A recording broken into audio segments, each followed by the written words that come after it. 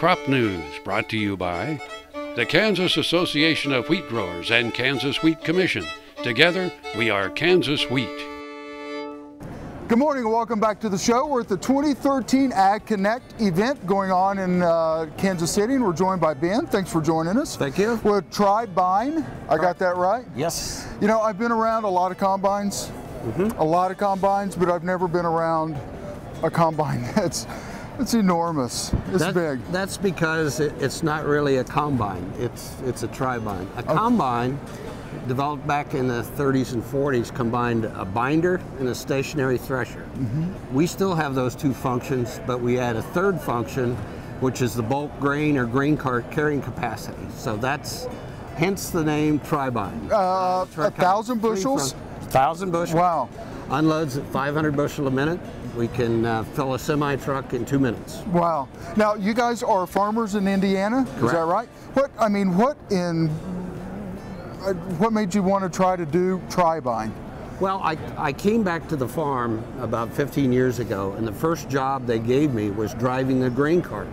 So I'm sitting at the end of the field in the tractor waiting for a combine to come along, and I said, there just must be a better way. So since that time, we've been working on increasing the amount of grain that a harvester can carry with it. This is the TriBine here is the 4th generation. Wow.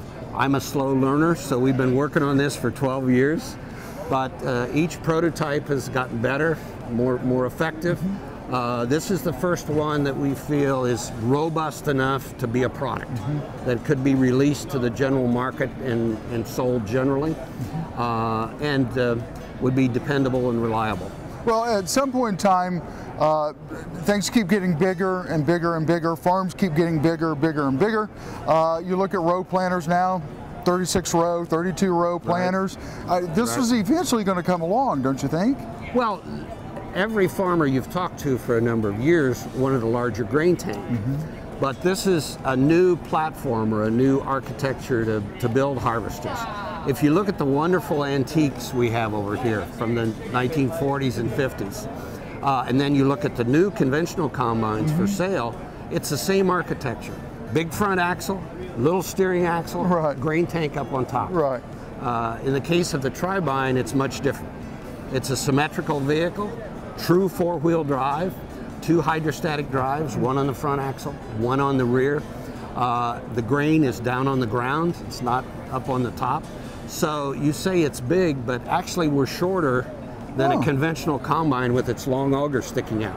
You just go a little bit farther down towards the ground, I guess. Is that okay? More bulk near the ground. So this is a new architecture. And the other thing that I believe we've done is we've defined measurable return on investment for the farmer. There's a broad spectrum of people that are potential customers for the TriBine, from the farmer who today is transporting his grain with 2 gravity wagons.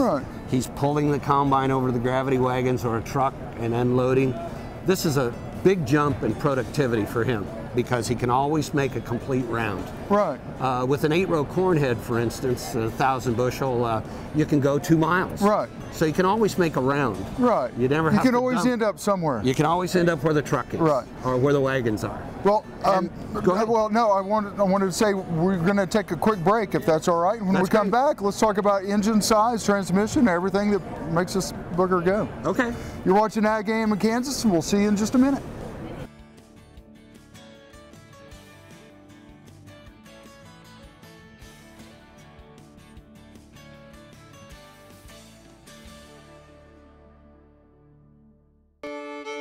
Crop News brought to you by Kansas Soybean Commission. The Soybean Checkoff. Progress powered by Kansas farmers. Thanks for staying with us, Ben. Thank you for staying with us. We've got to have I would imagine, a pretty big engine, or am I wrong, to pull this thing around? Well, what we have, the front module is based on a Gleaner S77 combine. So it's a standard Gleaner engine, 375 horsepower, 400 horsepower with bulge capability. It's driving 2 hydrostatic systems, one for the front axle, one for the rear axle, and then an unload hydrostatic pump when we need to unload on the go. Manufacturing-wise, I'm assuming that you guys don't have some large manufacturing place somewhere in the... No, we certainly don't. This was built in a small shop in Heston, Kansas. Right.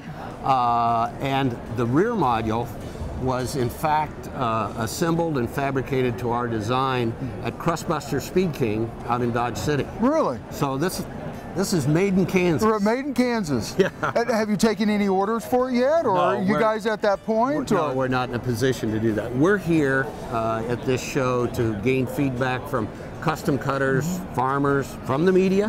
We do listen to you. I don't know why, but... And from other manufacturers. Right. And the response has been very positive and, you know, almost overwhelming. Well, I have to tell you, I like the colors. That's good. I'm wearing an orange shirt today, so... Orange has always been my lucky color. Well, it's my lucky color too. So, long-term projection for the product? Well, we're a small family company. And we don't have the resources to make 1,000 of these a year. So if it moves forward, clearly we need a manufacturing partner. Right. And I think it will move forward because we can help the farmer make money. Right. So, because if it's the gentleman with the 2 gravity wagons I talked about, up to the multi-combine, 3 grain cart, 3 chase carts operation, in all those situations, we can eliminate 1 grain cart, 1 man, and 1 tractor. So you save capital, you save labor, and you save operating costs on diesel fuel. The other saving is compaction. It's harder to measure, but there's no question we have less compaction. Because since we can always make a round in the field, we only leave 2 symmetrical tracks per pass, right, as opposed to a random grain cart chasing a combine. Right. And if you want to continue using grain carts, it means you always have the grain cart at the end of the field where the trucks are. It never has to go to the other end of the field. So 1 grain cart can serve multiple combines. Well, long term, and again, as I walked over here, there was a ton of people over here just staring at it and looking at it. It's very impressive, and we've got some photos that we're going to show throughout the story. I mean, it's extremely impressive. Well, thank you. Yeah, and thank you. Again, I like the color. Good, very good. Ben, thank you for your time. Thank you very much. I appreciate it. You're welcome.